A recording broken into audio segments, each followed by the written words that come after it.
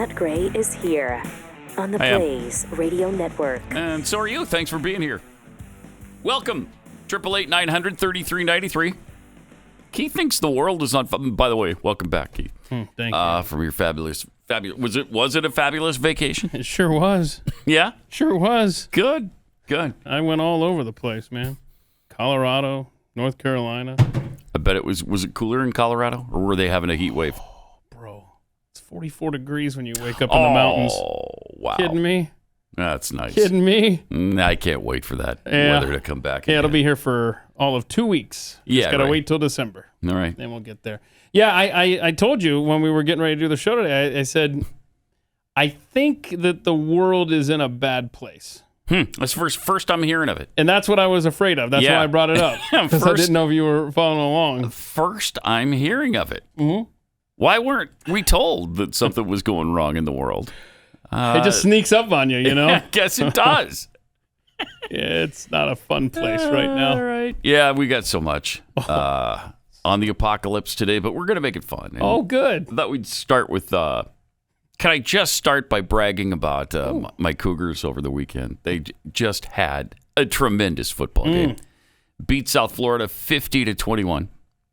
And so they got Baylor coming up. Mm-hmm. Number 10 ranked Baylor. They're probably going to be ranked higher than that. And will be ranked higher than 25th when it comes out today. The latest rankings. Mm-hmm. But the last time, I just want to make this point. The last time BYU played Baylor in Provo. Okay. It was also the second game of the season. BYU won that game 47-13. It was the year 1984. They went on to finish unbeaten and win the national championship. With the former Atlanta Falcons quarterback Ty Detmer at the helm, if I recall. Yes. Yes. Did he play for the Falcons too? One season. My gosh. He was all over the place. Yeah. He had a bunch of teams. All right. So anyway, college football is back. Nebraska won over the weekend, too. The mighty North Dakota Buffalo, I believe. Eagles. Mm-hmm. They're the North Dakota Eagles? Yeah. It wasn't North Dakota State. Oh, you're thinking of the North Bison. Dakota State's the Bison. Mm-hmm. No, this was North Dakota Eagles. Much mightier. Huh. Yeah, much mightier at North Dakota. Yeah. And boy, they took them down 38-17. Yep, it was a blowout. It was 17-0 in the third. Oh, no. Was it really? Yep. Oof. I don't think your audience wants to hear any more Nebraska talk, though. Well, they lost the week before, too, after blowing a 14-point lead. That sucks. But see, you don't even know how that happened. I don't. Uh-huh. They kicked an onside when they were up 11 in the third. Why would you do that? Dumb. I mean, I just... And so, obviously, they didn't recover it. Northwestern did.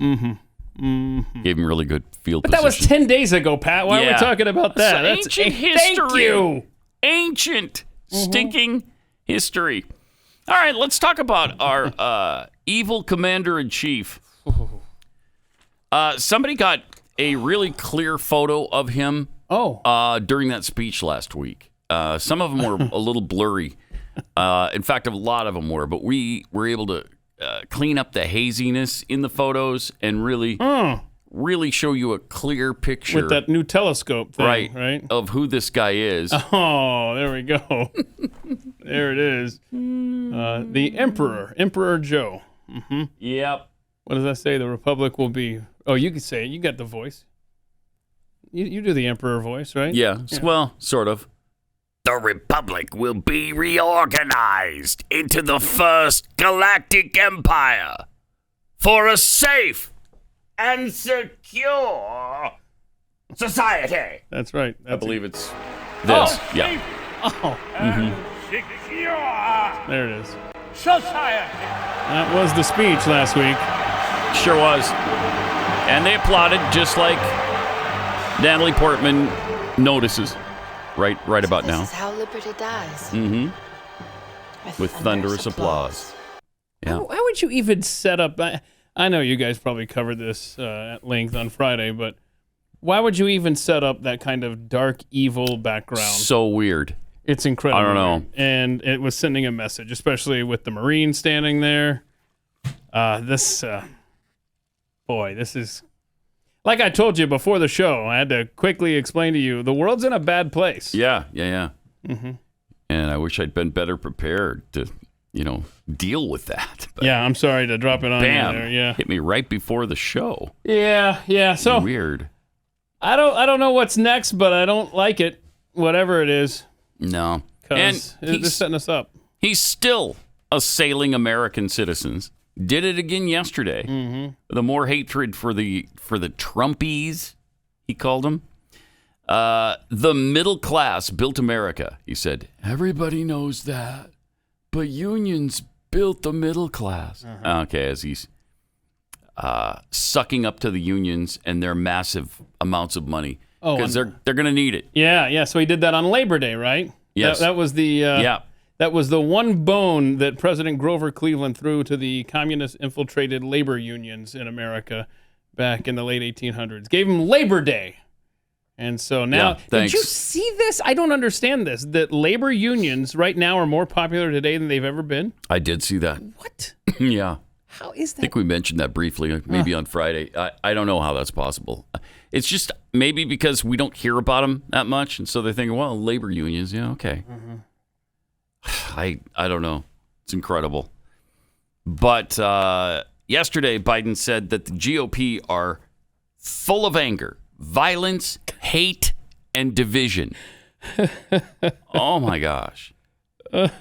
You listen to him and you hear him yelling at the top of his lungs about MAGA Republicans, mega MAGA, Trumpies, all the things that he says, are disparaging about Republicans. And we're the ones who are full of anger? Yeah. They always project on the left. And the violence. What? What violence? January 6th, of course. It's the only instance they have to point to. We had a whole summer of violence from the left in 2020. They don't even reference that. They don't care about it. In fact, they like it and they encouraged it. But it's us who are full of it. And I'll admit, I am full of anger. It pisses me off that they're trying to destroy this great country. Yeah, and I got to say this loud and clear. It just takes one person out there, one person to be so angry.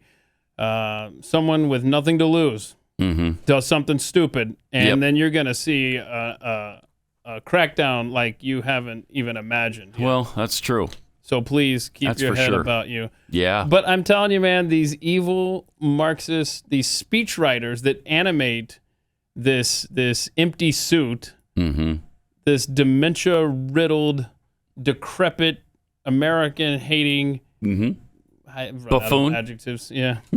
I mean, they want to remake this country. They do, and they're going to do everything they can. And you want to make this country get be remade overnight?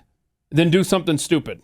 Because they will take advantage of that. And we have to point to J6 for that.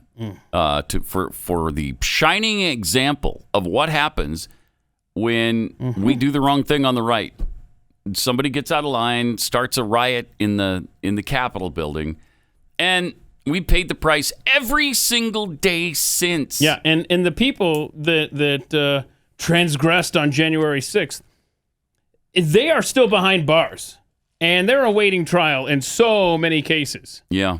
And of course, it's not right and it's not fair that the people, like you just said, that the summer of 2020, no consequences for those people. Nope. That destroyed cities and murdered people and went after police. There it is, mostly peaceful. This is mostly a protest. It is not, generally speaking, unruly. How could he possibly speak those words when there's a blazing inferno behind him? How is that even possible? That's amazing. That's one of the most amazing videos of all time. Yeah, don't let them consolidate power any more than they have already by lashing out. That's what they want. They want this powder keg to blow so badly. Oh, they do. Yeah, they do. They wanted it in 2009, 10, 11 with the Tea Party. They desperately wanted it. They warned about it relentlessly. And then it never materialized because that's not what we do on the right. And for what it's worth, I'm going to make a prediction now. I don't know it'll make a big difference, but it can't hurt if the Republicans do take over the Senate. But I'm going 51-49 Republicans. I've been studying the numbers and the polls, Pat. They're taking the House and the Senate. And I'm taking into Sure hope account voter fraud as well. You know, Stu's pretty optimistic about it too. Yeah, I was surprised because he's, the little black rain cloud. Yeah. That rains on all of our happy parades. But he said the same thing. He's been studying the numbers and thinks we got a good shot at it. I like the fact that so many of the battleground states for the Senate are in states where they have cleaned up some of their election laws. That's where I'm feeling the silver lining. Good. So we'll see. Yeah, indeed. We will see. Last week, brain dead Biden dared, as president of the United States, this is fun. to take a question from a reporter. Now, his people are telling him not to do this all the time. Don't, Mr. President, please, don't take questions from the reporters. Don't address the press. Mr. President, don't dawdle. Leave immediately after whatever it is you have to say. Get up and walk out. Read the words on the screen, then get out. That's it. That's all we want you to do. But here's what happened.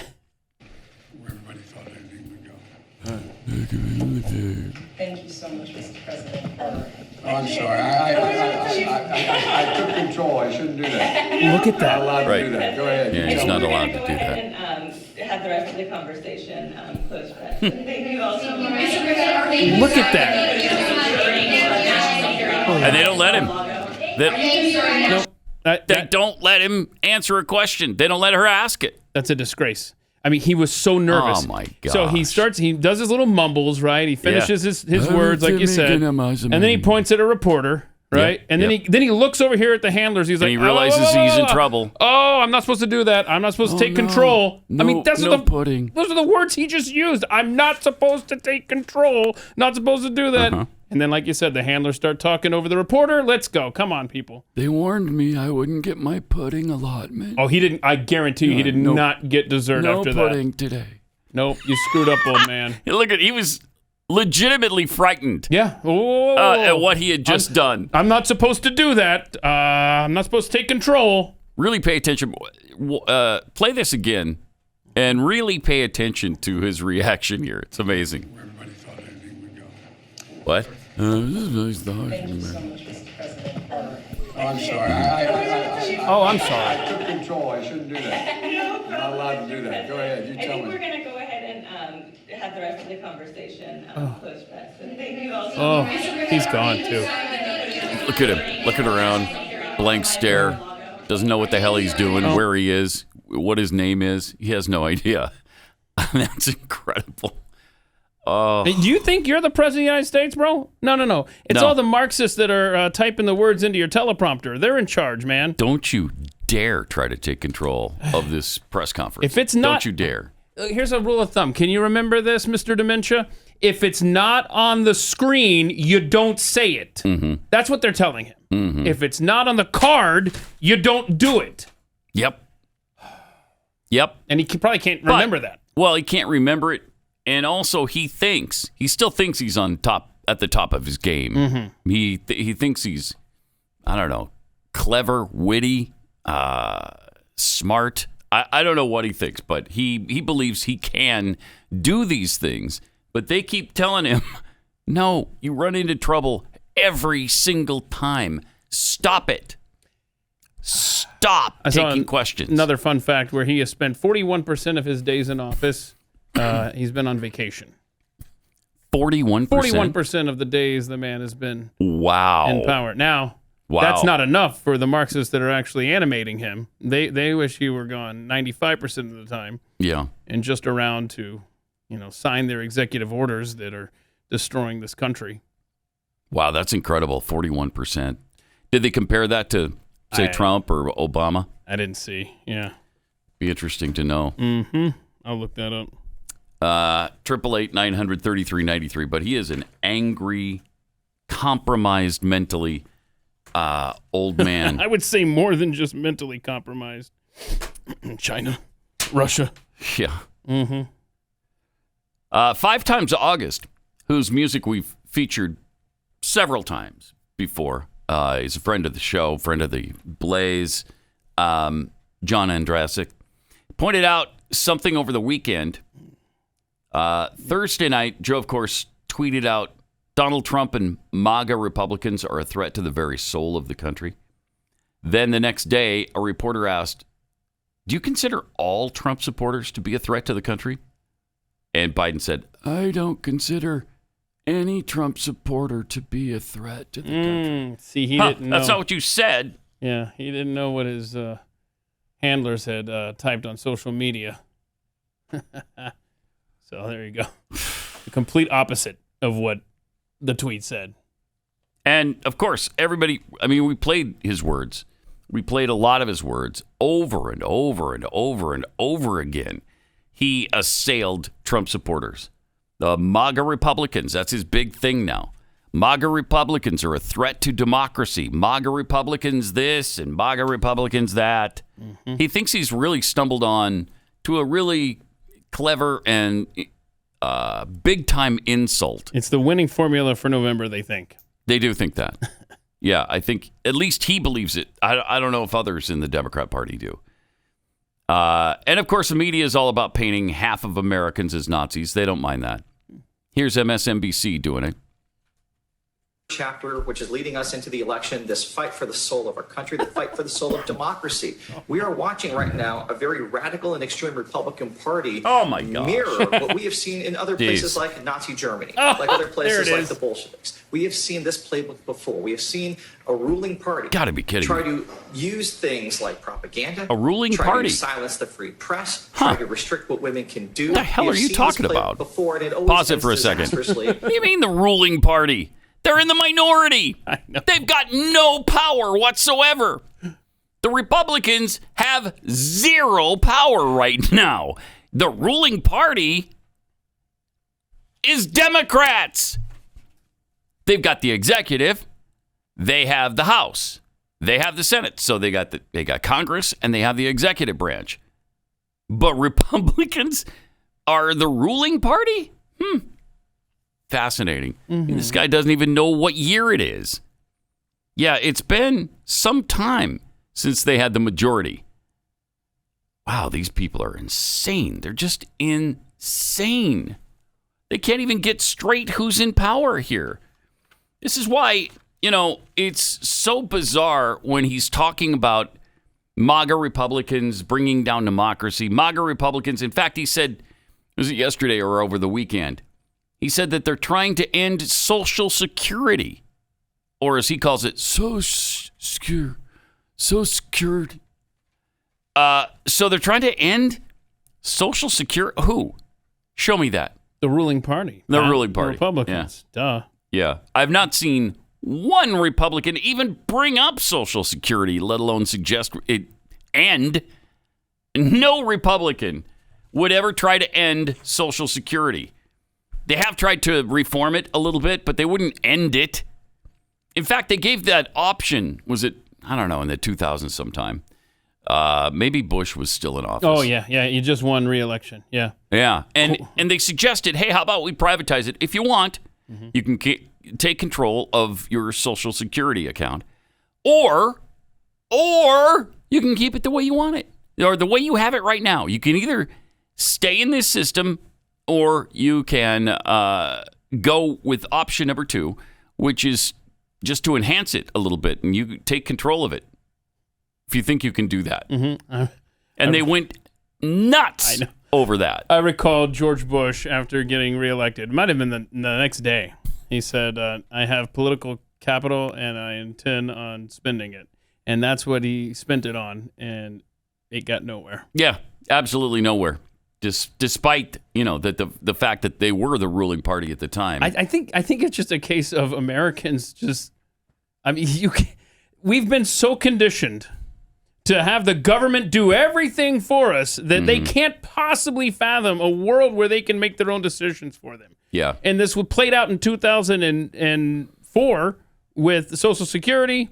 And it played out in 2020 with all the mandates. I can't imagine governing myself. What do you mean I have the option? No, do it all for me. Mm-hmm. And that's why we got nowhere with that. And sadly, Social Security has become, a sacred cow. You can't touch it. You can't mess with it. And people are just used to it, and they want it.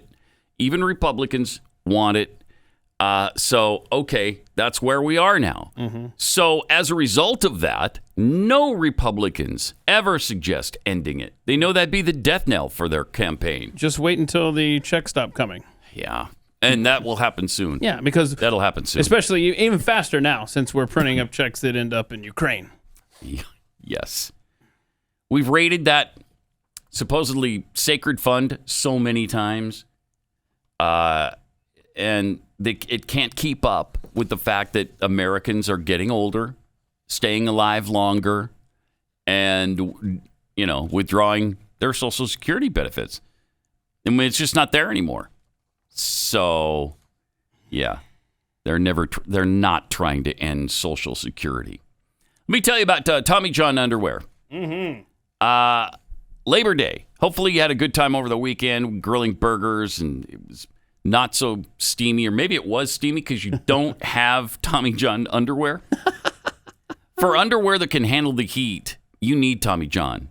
Tommy John underwear. You're so much cooler in them.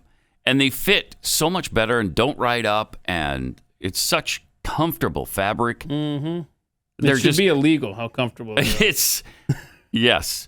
I mean, we love our Tommy John underwear.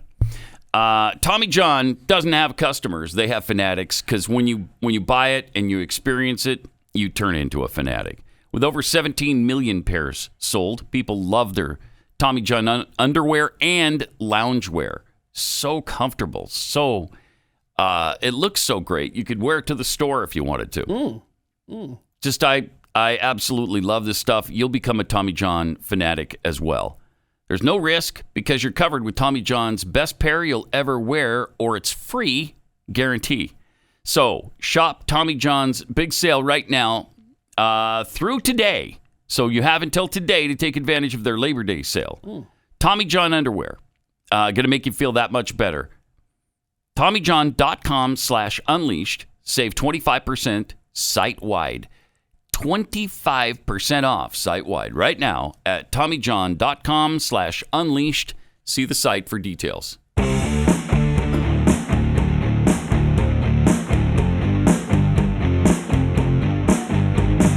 Pat Gray Unleashed. The fear-mongering going on with the Democrats right now, too. Why is that okay? They are continually fear-mongering against Republicans, against the MAGA Republicans. I thought that fear-mongering was a bad thing, but apparently not when it's done by a Democrat like everything else. No, you had a Pathead who goes by the handle on Twitter, 97 Bravo, sent me a message with like U.S. statute, I forgot what it was, but some code. And he says, hey, you know what? And he's like, I'm not a lawyer, but maybe this is impeachable, that speech Thursday night from Biden, because that was clear voter intimidation, which is against U.S. code. I'm willing to pursue anything at this point. I think there's a ton of reasons to impeach this guy. Yeah. Nobody's going to. No. But they should. But here's a positive message from this new American. Oh, boy. Good he hopes Joe Biden will hear it. Check this out. Hi, everyone. This message is for the President of the United States.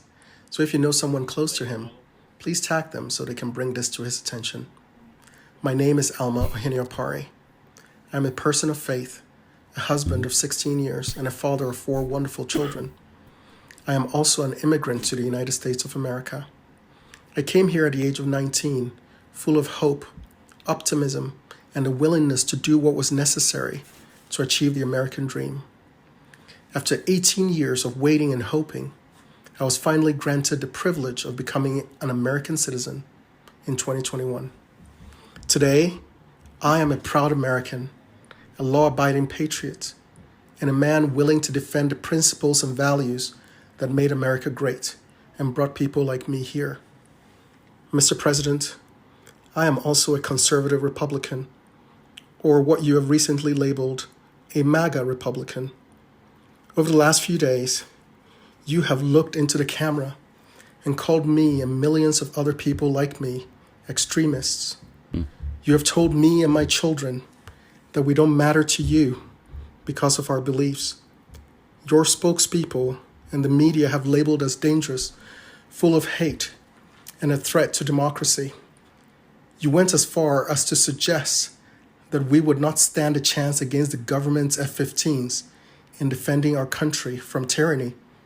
Your party leaders have taken your cue and called us terrorists, and all this without taking any time to acknowledge our humanity, listen to our concerns, or seek to understand our fears. I was born in a country where my rights were not always guaranteed, and to hear the President of America and the leader of the free world dismiss more than 70 million of his own countrymen as fringe and extreme and not worth listening to breaks my heart and makes me wonder what I should tell my children about the future of this once great shining city on a hill. This is the reason many of us embrace the call to make America great again. It is because we believe our great nation is under a moral, fiscal, and spiritual assault. We are MAGA because we want to restore the promise in the hearts of our children that this is the place where their efforts will be rewarded and where their true potential can be realized. We are MAGA because we believe in freedom of speech, the freedom to exercise our religion. We believe in limited government and the rule of law. We are MAGA because we love the Constitution and believe our founders established a means for we the people to defend it from enemies both foreign and domestic. I am MAGA because I want to be able to look into the eyes of my 4 Black children to assure them that they're not victims, that they hold inside them what it takes to achieve anything they set their hearts on. We believe our leaders should put America and its interests first before any other nation. We believe our government should not saddle our children and grandchildren with insurmountable debt, chasing after a misguided idea of controlling or changing the course of the climate. Millions of us were horrified to witness what happened on January 6th and believe that justice must be served. But we also see through the attempt to paint all Republicans with a false moniker of insurrectionists and to conflate the genuine misgivings of those who feel disaffected and disenfranchised with an unfounded accusation that we are somehow against democracy. We are MAGA because we love law enforcement, but doubt whether the Justice Department or the FBI can be trusted to deal fairly and impartially when they have given us clear and repeated evidence of their political bias against half of the country. As a new American, this November will be the first time I get to exercise my right to vote, a right I've waited nearly 2 decades to earn. I understand the urge during an election season to attack those you see as political opponents. But Mr. President, I am not your enemy, and the tens of millions of MAGA Republicans are not filled with hate towards anyone. We love this country. We are heirs of the great legacy of freedom this country has afforded us and wish to exercise our right to be heard and not demonized. So I ask you, Mr. President, to tear down this wall of divisiveness and division that seeks to pit your fellow citizens against one another. Heed your own call for unity and lay off the rhetoric that seeks to demonize and defame millions of people. All right, that's all we have time for, but fantastic. He just had a few more seconds left there, but he put that as well as I think it can be put. Yeah, we will post this on Twitter at Pat Unleashed if you'd like to share that inspiring message. People need to see that and hear it. Incredible. 888-900-3393. More Pat Gray Unleashed coming up. On the Blaze Radio Network. I returned before she said I returned, as a matter of fact. What was that all about, dude? I don't know. You're just eager to talk about how great the world is doing right now? I cannot wait. Yeah. We got some tweets here. Sasquatch Cougar fan. I would love to see Nebraska make a return trip because BYU went there in 2016. Was it 15, 16, somewhere? And they didn't, it was just a one-off. But it would be great if they went to Provo. That was in Lincoln, right? Yeah. Yeah. Yeah, that one was in Lincoln. Yeah. And Sasquatch Cougar fan us wants to go there. Nebraska to go to No, I Provo. don't think so. No, Said it'd be a great game. I It appreciate, wouldn't be a great game. No, appreciate the invite. Crush them. We're good. Good. Georgia Southern this week, by the way. Oh, wow. Yeah, so that'll Okay. be another tight one there. You can throw out all the record books when Nebraska and Georgia Southern get together. And then Oklahoma in Lincoln the week after that. Ooh. Okay, well My then, butt that's a big hurts one. already. Yeah, that's a big one. That'll be a tough one. They used to be big-time rivals. Yeah. But then, of course. Game of the century, baby. Yeah. 71, I believe. 1971, Yep. Nebraska won the national title. Yeah, 35-31 in that game. Yeah. And remember, Oklahoma last year was one of those games Nebraska lost by 1 score. There's a bunch of them. See. Yeah, they seem Yeah, pretty good I last want year. the shirt that says somebody's got the shirt that says Best 3-9 team in the world? Or ever. in the history of the world? Yeah, there it is. Yeah. Did you see what Georgia, speaking of Georgia, not Yes. Southern, but Georgia, Did to Oregon? did to Oregon? Holy cow. Woo. And Oof. you know what that is? That is just, in a nutshell, the SEC and the Pac, however many teams they have now. Yeah. 10. 12. Pac-10. Pac-10? 12. Yeah. They used to have 12. Well, they still do. 14. But Oh, you're talking two about are USC leaving. and UCLA? Yeah, they're leaving. I will say, though, that on the Big Ten commercials, they haven't added the USC and UCLA logos yet, for what that's worth. Yeah. Probably not till they're officially there, but that's what, next year, I think? Is it that soon? I think they said 2024, yeah. Then that's not next year. Oh, yeah, that's 2 years from now. Right. I've already jumped in my mind to BYU in the Big 12. I am looking forward to games in the snow featuring USC and UCLA in places like, Madison, Wisconsin, and Ann Arbor, Michigan. Those are going to be funny. That's just going to be fun. They're going to get their heads kicked in, too. Pac-12's weak.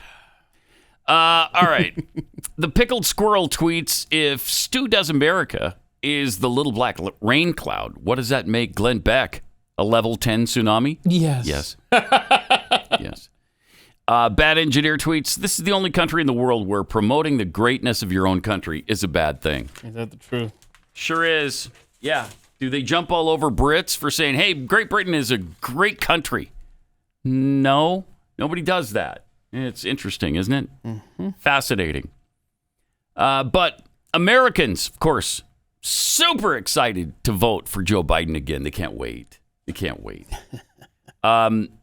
Look at the similar crowd size for Joe Biden. This is awesome. And Donald Trump. We got a great comparison because they were both in Wilkes-Barre, Pennsylvania. Yeah. Last week. Uh-huh. Who do we have first? Joe Trump. Biden's? Yeah, here's Trump. Trump? Look at that. Okay, there's Trump's. Is there audio here?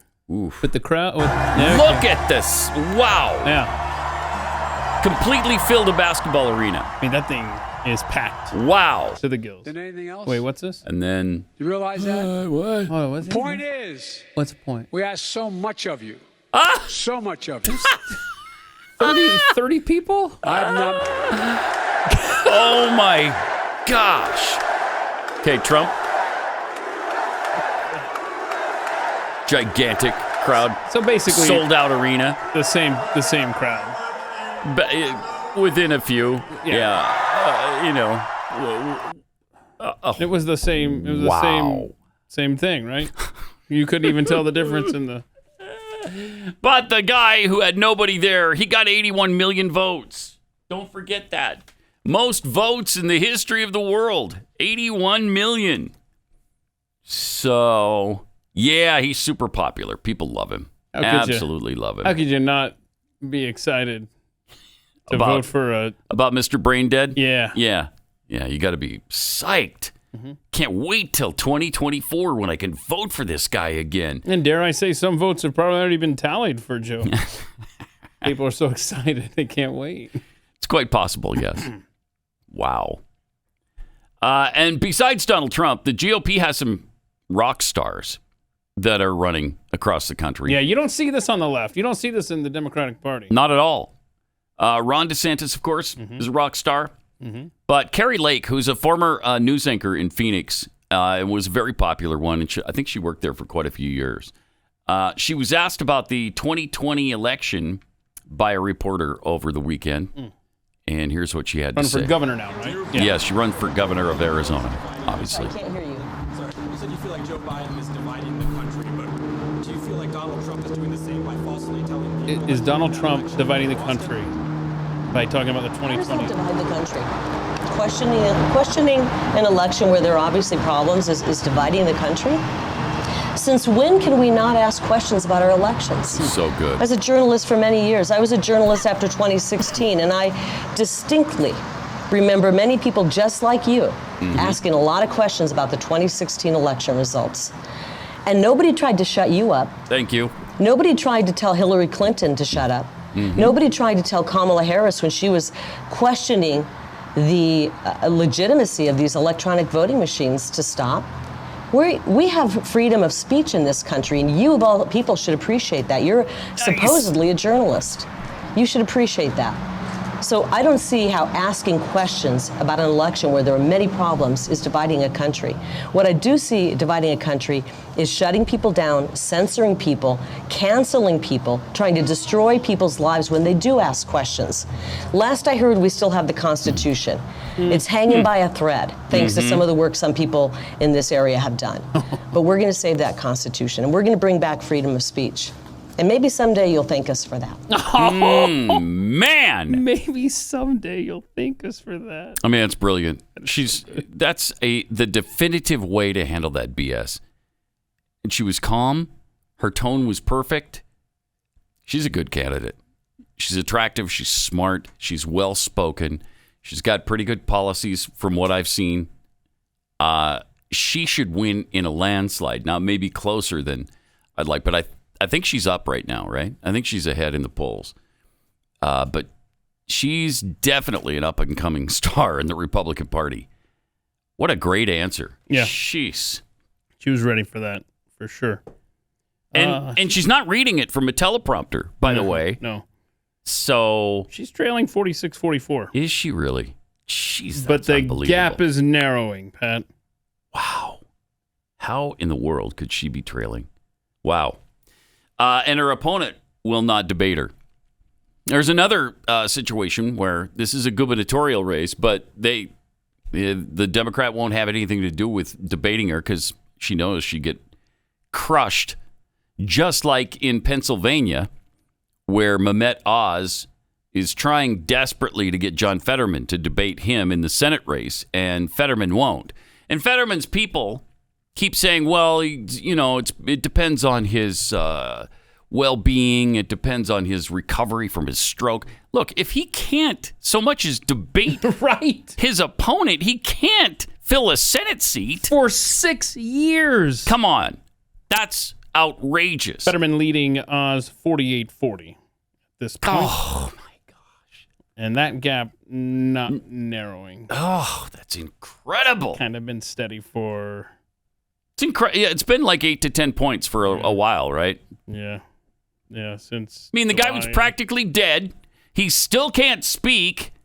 He lived off his parents until he was 50 years old. He's 53 now. He's an extremist. How is it possible he's ahead of Dr. Oz? Do you want to go ahead and play what Trump said about Fetterman? Over the weekend. This is a fun clip here. Yeah, this is. But Fetterman got it, and he got it in a landslide. And this guy's a disaster. He comes in with a sweatsuit on. I've never seen him wear a suit. A dirty, dirty, dirty sweatsuit. It's really disgusting. I'm a clean freak. I'm a clean freak, Oz. I don't like those dirty sweatsuits. They're disgusting. Fetterman may dress like a teenager getting high in his parents' basement. But he's a raging lunatic hell-bent on springing hardened criminals out of jail in the middle of the worst crime wave in Pennsylvania history. He wants everybody out of jail. And by the way, he wants to get rid of your police. Yeah. Yeah, he's an extremist. He's a radical. We have a clip from him, too, don't we? Talking about voter ID, Fetterman here. Check this out.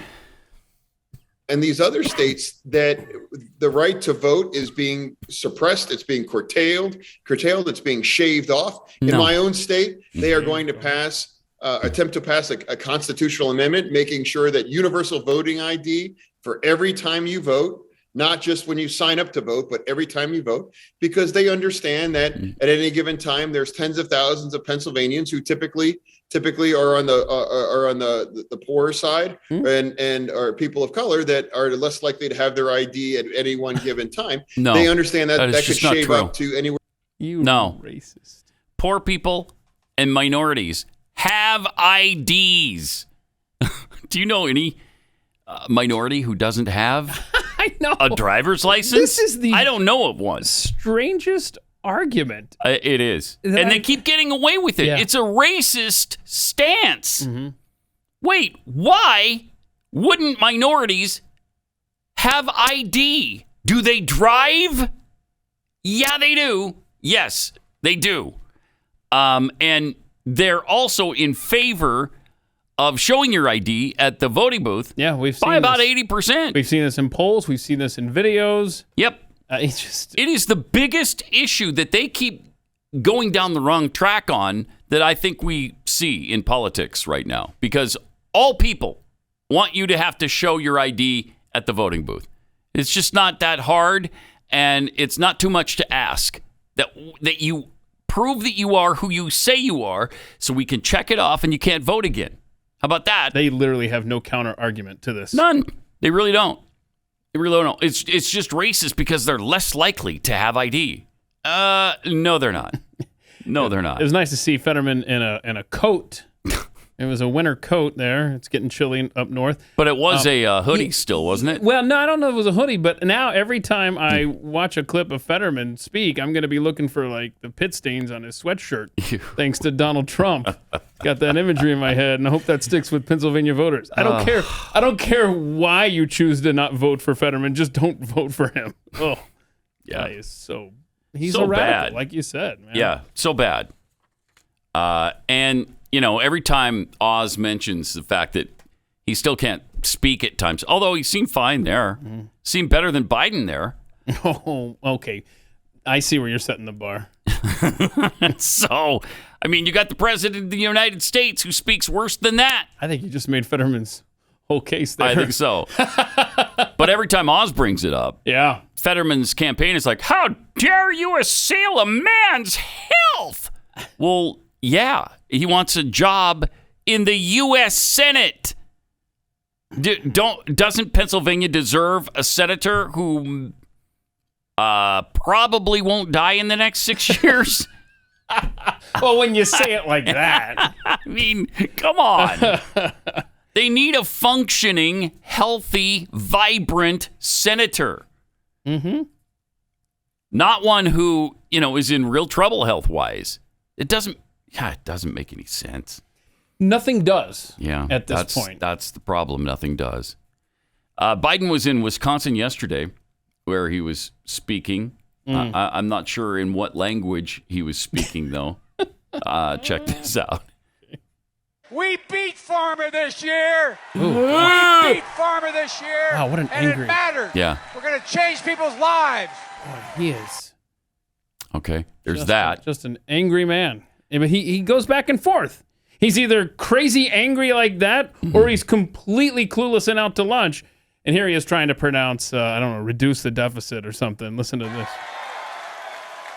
You know how much I'm going to do with the deficit this year? Well, what? 1,500,000,000. Okay, he got that wrong too. Yeah. He can't, because it's a number. He wants to say, and he can't do a number. He wants to say 1,500,000,000. He says 500,000. Right? Wouldn't it be 1.5? Let's see it. Yeah, it'd be 1.5 trillion, but it's 1,500,000,000. He says 500,000. You know how much? I'm going to do with the deficit this year? Yeah, 1,500,000,000. Okay, yeah. Billion. So 1,500,000,000,000. Was it the deficit of the year? So bad. And then the pharmaceutical thing. Wait, now you're turning again on the pharmaceuticals? What, they're the bad guy all of a sudden? Again? Mm-hmm. Pharmaceuticals. Oh, jeez. I think, I don't know this applies to him since he's completely gone mentally, but they are slowly turning that ship and aiming it at Trump when it comes to the vaccine, as the information about what the vaccines may be possibly doing to people, Mm-hmm. and all that's entailed with that. I think that the Democrats think that he is the inevitable candidate for the Republican Party. So now they've got to go back against. Remember, they were against the vaccine when Trump was in office. Mm-hmm. They were saying, "I'm not taking this." Kamala Harris. I don't online. trust Donald Trump That's if a this is Trump his vaccine, work. right? January 20th Mhm. rolls around. They're like, "Wait, we have the power. What's that now?" Oh yeah, we totally roll up your sleeve if you want to keep your job. Absolutely. Now that it looks like Trump may be, and because they're already rewriting history on the lockdowns and the school closures, they're going to rewrite it again on the vaccine if they have to aim their rhetoric at Trump this fall or in 2024. Yep. So just get ready for it. It's a fun ride, right, America? Yeah, it's a fun ride. Mm-hmm. Let me tell you about real estate agents I trust. Selling your home is stressful. It's a big challenge. I mean, the market is volatile right now. Sometimes it's really good for the seller. Sometimes it's really good for the buyer. Depends on where you live, really, and other factors, of course. But you need a realtor who's going to get you through all of this and help you make the really tough decisions that you have to make along the way in order to sell your house quickly and for the most amount of money. Because frankly, if it doesn't sell quickly, you're going to wind up reducing the price, and nobody wants to do that.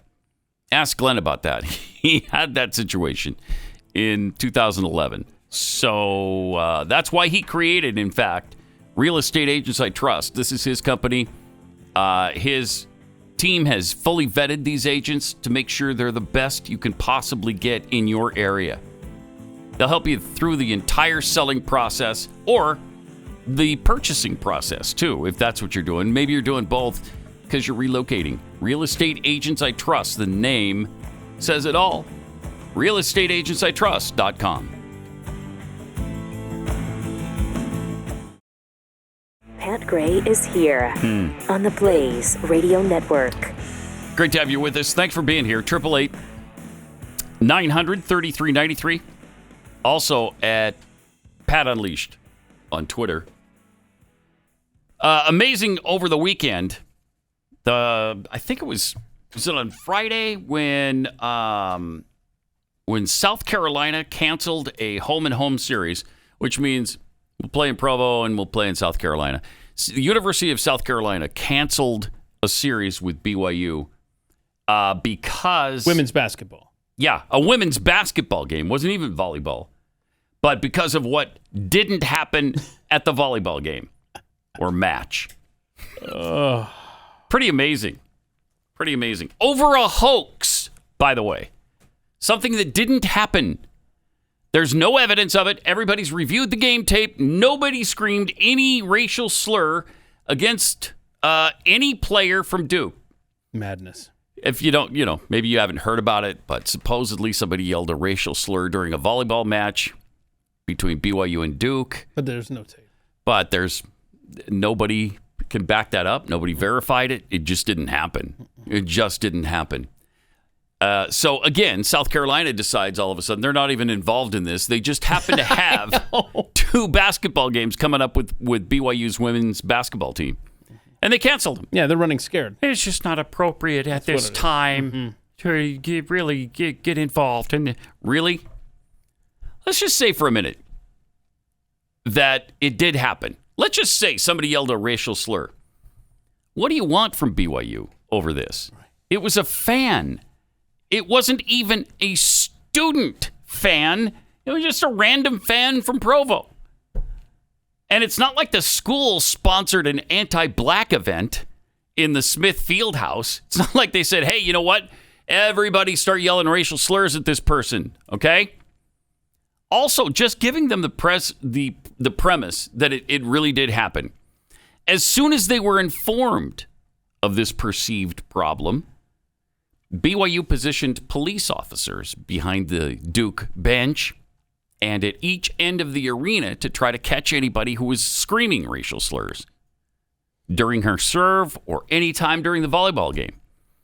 Didn't happen. There was nothing to act upon because nobody heard anything except the person who said that it happened. And on top of that, not only did they do that during the match, But the next morning, as dawn broke in Utah, BYU's athletic director went to the hotel room of the Duke team to find out all the things that she claimed happened and let her know and Duke know how seriously BYU administration was taking her claim. They eliminated the student section that day with no evidence of any wrongdoing on the part of anybody at BYU in that arena. They eliminated the student section anyway. It said it's an ongoing thing, but right now we're just not going to do the rock section. It's Roar of Cougars. That's what they call the student section.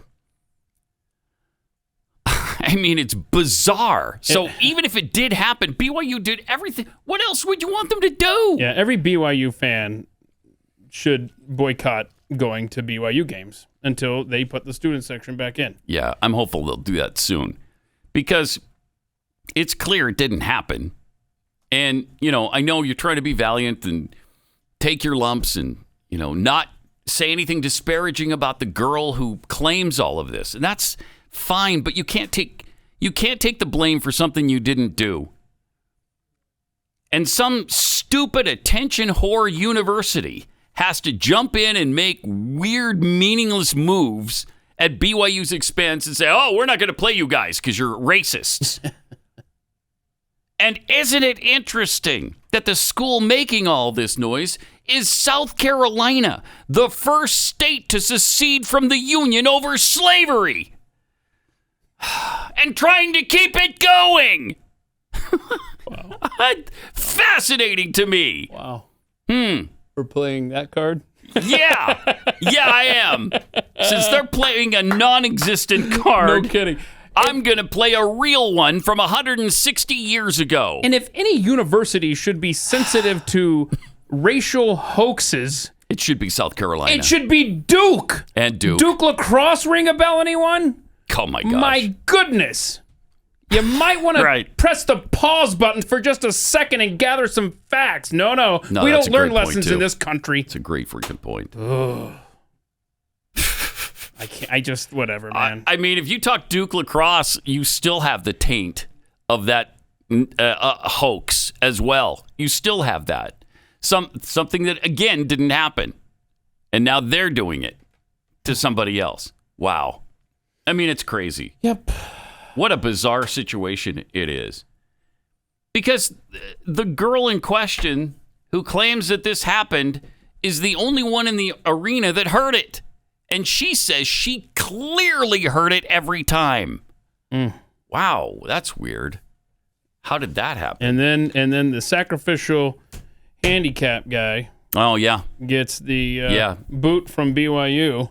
Yep. Never allowed back, even though there's absolutely no proof that he transgressed. Well, quite the opposite. I mean, police have said he didn't say anything like that. Crazy. It's just crazy. And you would think that if, let's just say that the guy that they kicked out because he walked onto the floor, like he always does, the mentally challenged guy, right? Have there been black volleyball players there before? Does he have a track record where he has said these things and people are like, oh my gosh, he's at it again, that crazy Joe? No, he does not. Oh, my goodness. And then, of course, you've got the political element where the godmother here in Tarrant County, Texas, is running for office and trying to raise a stink. And she wasn't even there. And she's the racist if you look at her posts. Yeah, right. She doesn't like white people. Or Asians. And she's the one that claimed that BYU did absolutely nothing when they went out of their way. They bent over backwards to fix a situation that was non-existent. I mean, there's so much here over. Oh, there is nothing at all. Oh, man. And should we care that South Carolina is not going to play at Provo and Provo's not going to, and BYU is not going to go to South Carolina? No. But if that starts an avalanche of schools thinking, well, South Carolina did it, maybe we better look into it too. Could be really bad. It's just a shame. Since again, is the message not getting out that it didn't happen? Hello? It didn't happen. I just, man, it's Unless whoever screamed it had a direct audio line directly into her ear that no one else could hear. Sure. Yeah, and he kept it in that audio tunnel from his mouth to her ear. I don't know. It's really something if he did. That's great. All right, let me tell you about Omega XL. You know, there's so many joints in our bodies, 360, in fact, from our neck down each vertebrae to your arms, your hips, your knees, and feet. That's 360 joints that take a beating with daily activity and aging, of course. That's why your joints hurt all the time and ruin your sleep from time to time. I take Omega XL because of the science. When we're young, our bodies produce SPMs, which are nature's way of keeping joints healthy. But as we age, we don't produce enough of them, which is why I was certainly in pain with my elbow. Omega XL, though, can restore your SPMs, rejuvenate joints and muscles so you can move like when you were younger. And it just relieves the inflammation and takes away that pain. Can your supplement do that? Order Omega XL right now. They'll give you a second bottle for free when you buy the first one. Go to OmegaXL.com/Pat, OmegaXL.com/Pat, or call 1-800-844-4888.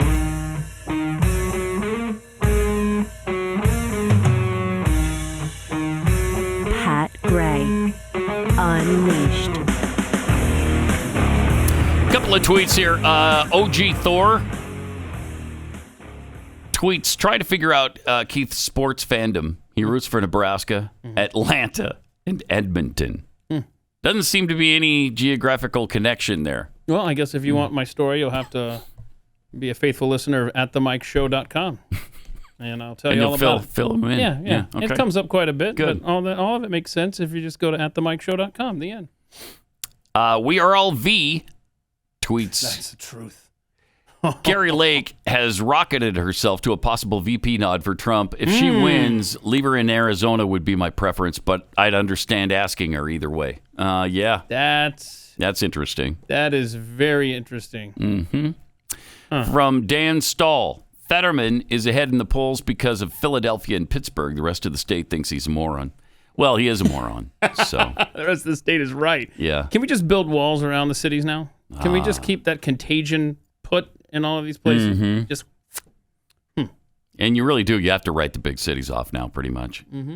Squatching Duck tweets, reducing the deficit by $1.5 trillion this year. That just means he spent that extra $1.5 trillion last year. That's right. That's right. Well said. Right. Yep. Yes. Exactly. But boy, he was on fire, man, yesterday with that speech, and boy, it was a powerful close too. Check out how he ended this speech, Pat. You're gonna love this. There's nothing we can't do if we do it together. God bless you all, and may God protect our troops. Whoa. Thank you. Wait, may God protect our troops? Yeah. Can you look up the meaning of prect? Prect. Because okay. P-R-E-C-T. I don't know what that means. Yeah, there it is. Prect. Prect. Mm-hmm. And it means... Don't do this. May God protect don't try our to, troops. Don't try to show up our president. No, I'm not. He's using a word there that I'm not familiar with. It's 4D chess or something. Yeah. Okay. I have no idea. Google ain't helping me with jack crap on that one. You kidding me? He's so bad. That's like social security. Security. Okay. It's social security. Did he need the teleprompter for that? Maybe they should have. Let's see it one maybe more they time. should have typed it in there. Yeah. There's nothing we can't do if we do it together. God bless you all, and may God protect our troops. Thank you. I bet it was a typo. I bet one of those little Marxist typists that were typing up his speech, they were running out of time. It was toward the end. They're like, oh my gosh, he's about to go on stage. And they misspelled protect. Yeah. Okay. I bet it said, I bet if you were standing behind him, I bet the teleprompter said prect. The man's dumb. He's terrible. He's just so compromised. But, don't bring that up to anybody because that's heresy. That's a conspiracy theory. that he's completely out to lunch and not coming home for dinner. Don't even start with that stuff. Okay, yeah, it's so stealthy that he's got problems. It's so subtle. Well, school is now back in session, pretty much nationwide, in person. CNN's Dana Bash asked Democrat Senator Patty Murray from Washington State if lockdowns and remote learning was the best policy for kids. Was it a mistake to keep children home for school so long during the pandemic? Dana, this was a decision of local school officials and our scientific experts trying to get their hands around a pandemic that was killing millions of Americans, to protect their children, to protect their staff, to protect their communities. I am proud that when Democrats got control a year and a half ago, Democrats voted for the American Rescue Plan that helped our kids get back into school safely, making sure that our schools had testing and supplies and ventilation and the ability to make sure their kids could be safe at school. And today, virtually every child is back in school. That is what I focused on, making sure that we were providing the resources to our schools so they could reopen safely. And that's what we have today. Changing history. Yes, we have an issue about kids being out of school. And I am very focused, Dana, on making sure that we help get our kids back to where they need to be. Yeah. Dana? Which is going to be a big challenge. In retrospect, it is a challenge. second thoughts. And I know hindsight is always 20/20, but given the numbers that you're seeing and the decline that we just talked about, you still feel comfortable with the way that school districts, even in your home state, handled the pandemic? Sure, she's fine with it. I think we were under unprecedented times at that point, where people really were struggling to figure out what was the best. So was everybody else in the world. Yet, we're the ones who fell 2 years behind. We're the ones. Yeah. Everybody was under that same pressure. Everybody had to make those same decisions. That wasn't just a U.S. pandemic. It was a worldwide pandemic. I'm glad you're bringing up the rest of the world, because I have in front of me here some stats for you. You ever heard of a country called Sweden? Does that ring a bell, anyone? It does. Heard of that? Rings a bell. So they have 1.8 million school-aged kids in Sweden. Those kids kept going to school. Those kids didn't wear masks. Those kids didn't have vaccine mandates, as some municipalities in America did. Not a single child died in Sweden from the pandemic. And Swedish test scores among kids did not suffer a decline, as ours have monumentally suffered after these lockdowns and school closures. Math and reading scores for America's 9-year-olds fell dramatically during the first 2 years of the pandemic, according to a new federal study offering an early glimpse of the sheer magnitude of the learning setbacks dealt to the nation's children. Reading scores saw their largest decrease in 30 years, while math scores had their first decrease in the history of the testing regimen. Behind the study, that's great. The dramatic setbacks, which erased 2 decades of progress in American test scores, reflect years of upheaval for the country's education system. There you go.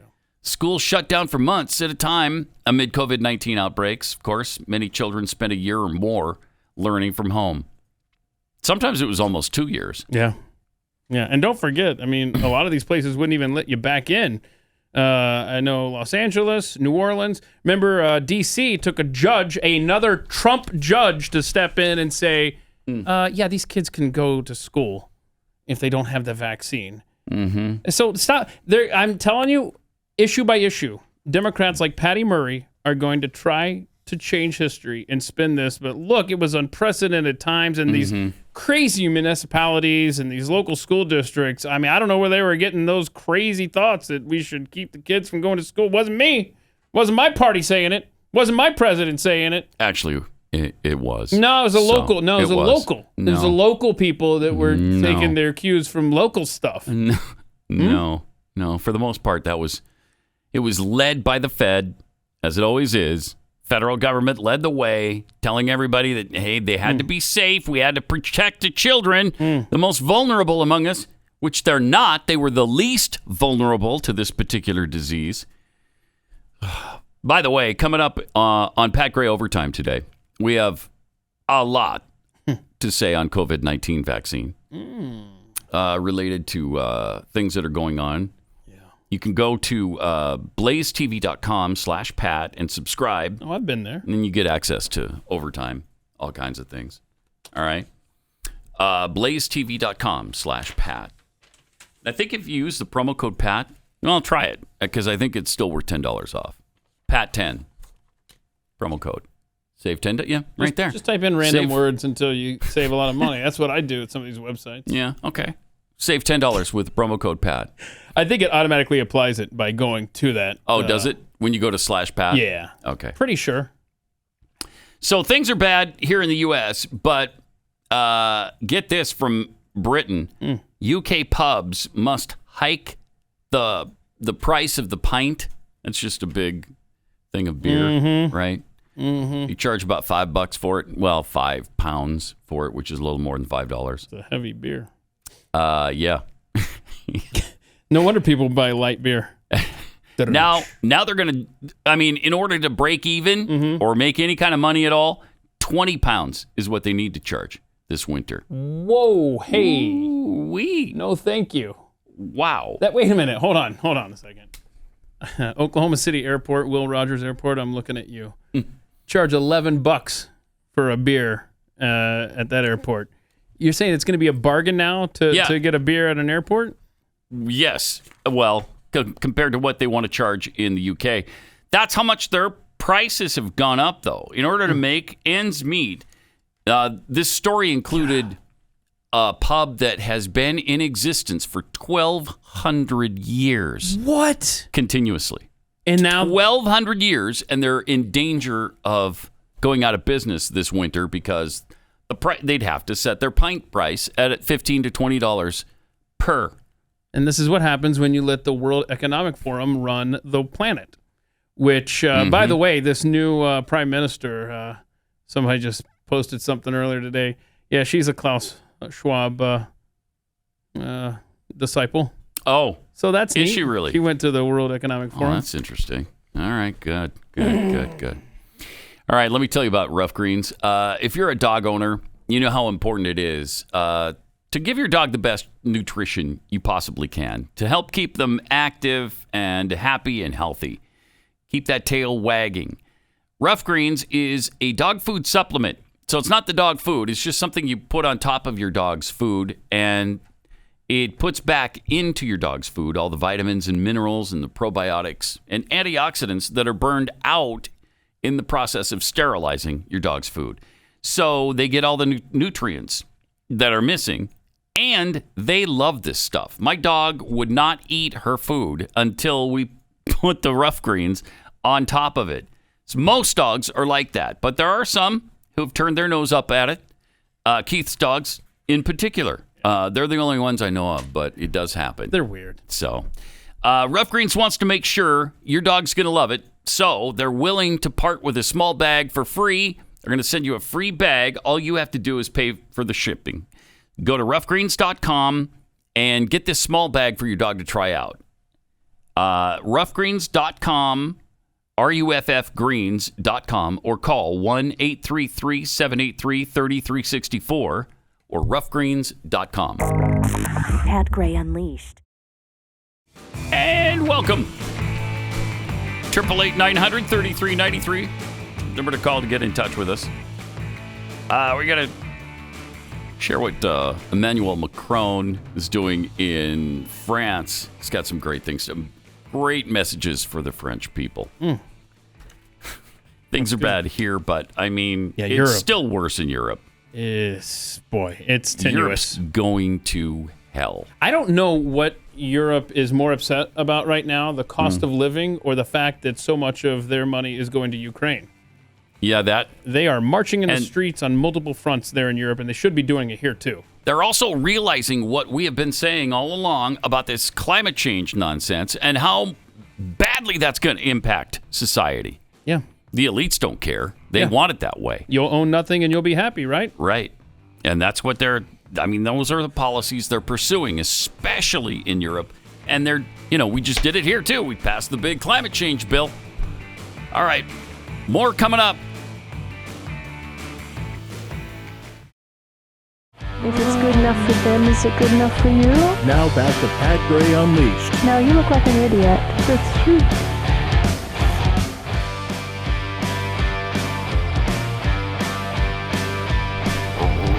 Welcome. Great to have you here. 888-900-3393. Also at Pat Unleashed on Twitter.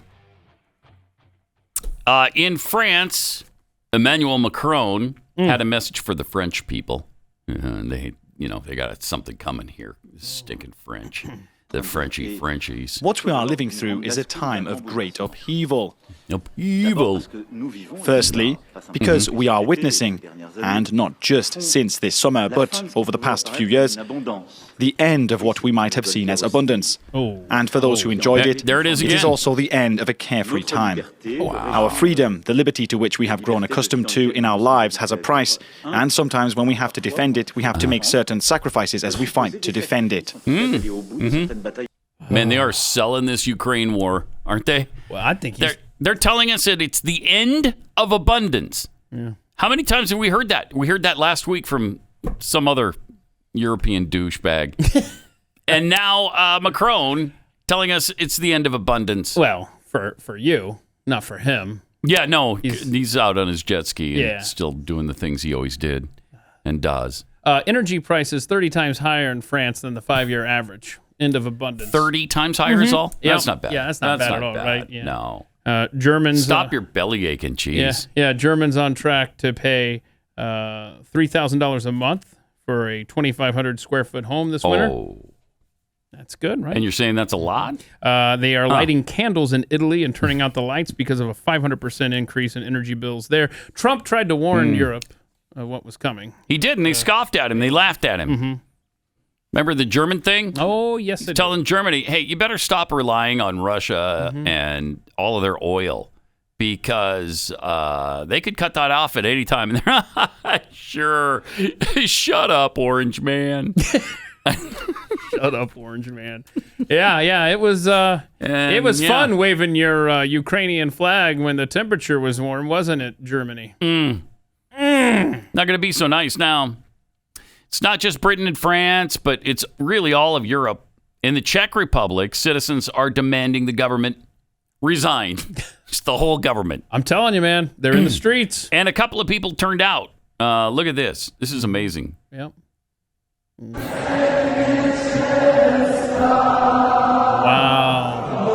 It's a lot of people right there. Sure is, yeah. They claim 70,000. It looks like more than that to me, but 70,000 strong at this rally that was held in Prague. And again, that was because they're mad about your quality of life is being taken by the hour. They want lower gas and electricity prices and neutrality on the conflict in Ukraine. Wow. Look, it's hard to be neutral when you're using a place as your base for money laundering. Yeah, It's that's tough right. to be neutral. You have a dog in the fight that way, and that's sadly that is true. That's what I believe is animating at least our administration. But our gas prices have gone down so much that this morning when I filled up, I only paid $82. Wow, so $82. So what are you? You're not complaining? Now, I'm not complaining at all because that was kind of what I was hearing. Because it's only double now what I used to pay to fill up. So that's. It's really good, that it's just $82. Well, I'm afraid I have some bad news for you, Clarice, because OPEC getting ready to cut oil supplies. And push prices back up? Yeah. Will that be a Putin price hike when that happens, or will that be a so. Saudi price hike? Yeah, I think that'd be a Saudi price hike. Okay. My goodness. You know what sucks is that the United States of America is one of those nations that doesn't have its own God-given resources like oil. And we have to depend on these other countries. Yeah, that's a shame. And come to them hat in hand and be like, hey, how about a little bit of oil? What do you think? Mm-hmm. And then the Saudis and the rest of the OPEC, it's called a cartel. They're like, nah. This might surprise you to learn, Keith, that? but the United States of America has more oil and gas reserves than any nation on this planet. Yeah. No. There is there's more oil and gas, when you include shale, than any other place, including Saudi Arabia. No, I went to a public school in Georgia. I was taught there was peak oil. I know. You heard of that? Oh, I've heard of it. You heard of that? Like little 80 smart man times over over there? time, Huh? over the history of this country. Probably about 80 times. Yeah. And I've talked about this on the show before, where I specifically remember reading a whatever social studies book, 5th grade, in the chart of all the countries and when they would run out of oil in their country. Wow. And I remember like the furthest one out was not any further than 2020. Most of them were 2000, 2010, or whatever. And it was just a list of like 15 countries that are oil producing nations. And we should have run out long ago. But the problem is we haven't. But when you hamstring the ability to get it out, you might as well have hit peak oil. Yeah, might as well. Indeed. Help us. They don't even really bother with the peak oil thing I know, anymore. right? Yeah. They don't really even bother with it because they know it's not true. Yeah, so now they've got to go, environment. Then let's play that card. Let's Now see it's if the that one will work. environment. Yeah. Yep. Let's do something to bring down capitalism is the bottom line. We just got to figure out how to do it. Right. They're trying desperately. Oh, and they're doing a good job of it, too. Meanwhile, FBI agent Timothy Thibault, I love this guy, who interfered with the investigation, suppressed evidence. Love this. He interfered with the investigation into Hunter Biden. Yeah. And so he was assigned. In fact, he's the one that moved from Michigan, right, with the FBI situation, to Washington to oversee what was going on in the Washington field office. He was the point man to manage whistleblower Tony Bobulinski, the First Son's former business partner before the 2020 election. But he suppressed all the damning revelations, is what this FBI agent did. And the Hunter Biden story, correct? Yes. Yeah. Yep. Bobulinski spent over 5 hours secretly being interviewed by the FBI on October 23rd, 2020, about his inside knowledge of then-candidate Joe Biden's involvement in his son's business deals with China. Previous day, he had revealed in a press conference that Joe Biden was the big guy due to get a 10% cut of a lucrative joint venture with Chinese energy firm CEFC, according to an email found on Hunter Biden's laptop. Bobulinski gave the FBI the contents of 3 cell phones containing encrypted messages between Hunter and his business partners, along with emails and financial documents detailing the Biden family's corrupt influence peddling operation in foreign countries during Joe's vice presidency. But his evidence appears to have fallen into the same black hole at the FBI as Hunter's laptop, never to be seen again. Bobulinski's FBI interview came the week after the Post published material from the laptop, including the big guy message and an email from a Ukrainian energy company executive thanking Hunter for organizing a 2015 meeting in Washington with then Vice President Joe Biden. Yeah, this guy is, he has posted tweets, anti-Trump tweets in the past. Thibault? Yeah. He was put in charge of, I don't know if he was put in charge, but one of the areas he was tasked with was combating election fraud. Right. I mean, this guy is such a partisan. Yeah. And He's there a was hack. the report last week that he was escorted out of the FBI building. Like, bye. Yeah. See ya. Finally. And Chuck Grassley confirmed that. Jeez. Yeah, so... Unbelievable. Who has faith in the FBI? What Ephraim Zimbalist Jr. must be spinning like a lathe in his grave right now. What government agency do you have any faith in whatsoever at this point? And how do you get it back? That's the other thing. How do you get your credibility back? As a government? I don't know. As an agency? Well, you'd have to clean house. That's the only way. That's to publicly put these people on trial. Completely clean house. Put them behind bars where they belong. Yep. If you find something that they're guilty of. Yep. And that's the only way to do this. Short of that, how do you ever reclaim? Short of that, it's been lost forever. Forever. And until people like this cat are behind bars paying for crimes of deceiving the American people, and there's so many people like him, and I'm not talking about just the FBI, I'm talking about your NIH, your CDC. Let's go through the whole list.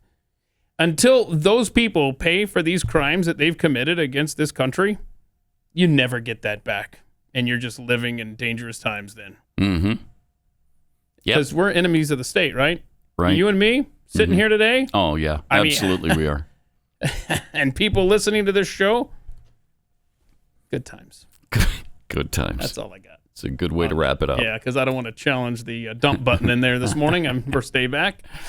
If you have been cringing at the pump like everybody else, or you get the eye-popping check at your favorite restaurant, I mean, inflation is hitting us all where it hurts, and it really does hurt.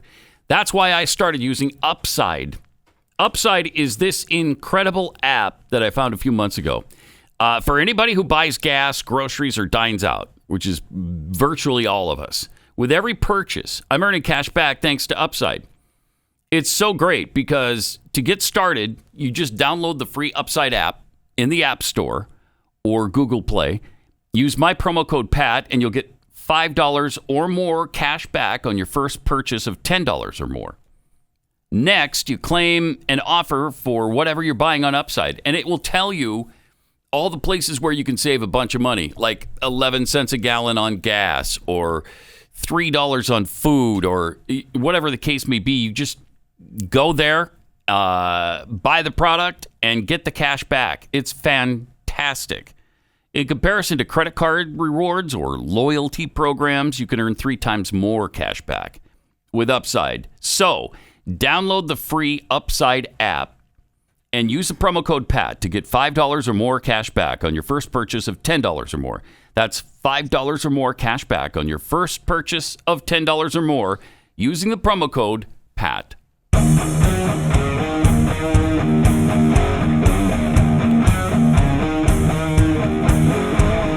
This is Pat Gray Unleashed. Speaking of expensive things, in New York, they've got one of these trendy deals that in Brooklyn, there is a new bakery that is making croissant cereal.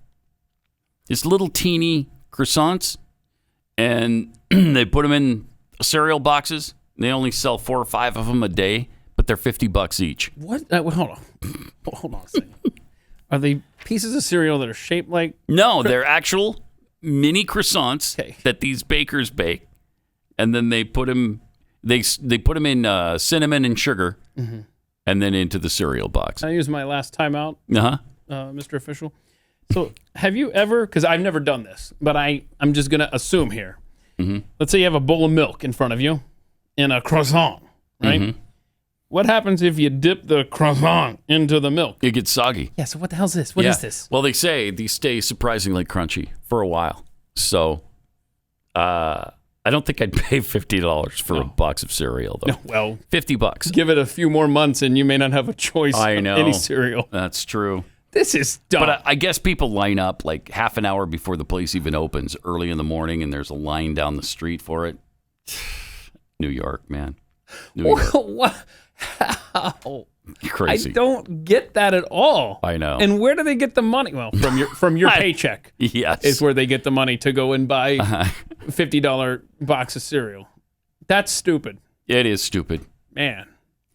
We also have this progressive New York State politician complaining about an SUV that he saw in his neighborhood, which he claims is turning his neighborhood into a war zone. Genuinely cannot believe, here's what he tweeted out. I genuinely cannot believe this is a car on my idyllic West Village street. It is an effing tank, and I don't want to live in a war zone. You triggered little wuss. These people are just ridiculous. What do you think he drives? I bet he doesn't drive. I bet he bikes everywhere. A Prius or or a bike or a scooter. Wait, hold on. Can we just stop for just a second? Because we talk about these electric vehicles. You mentioned the Prius. Where is the left's uproar over the subsidizing of these green cars? Because I thought it was bad to send our money to big businesses.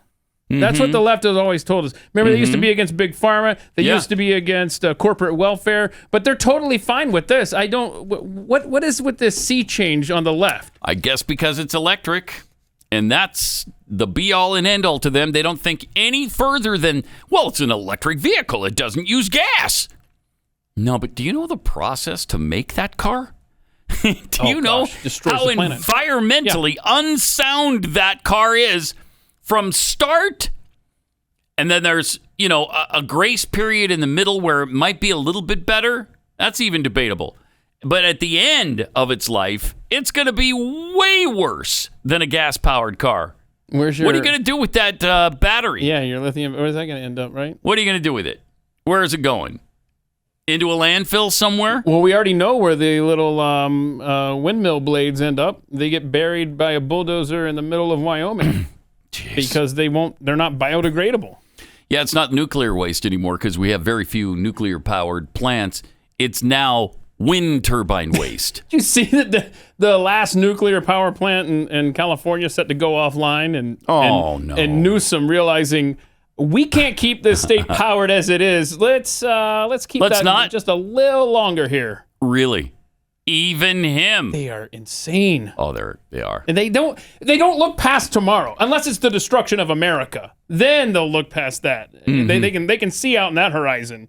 But if it's something like this, like sure, we're gonna eliminate gas-powered vehicles, the sale of those in California by 2035. But don't charge your electric vehicles.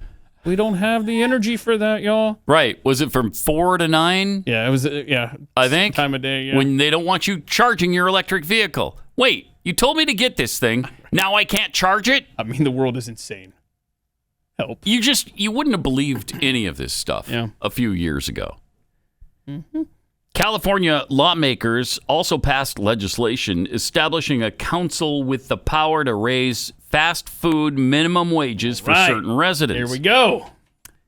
AB 257 creates a fast food council responsible for drafting sector-wide minimum standards on wages, working hours, and other conditions.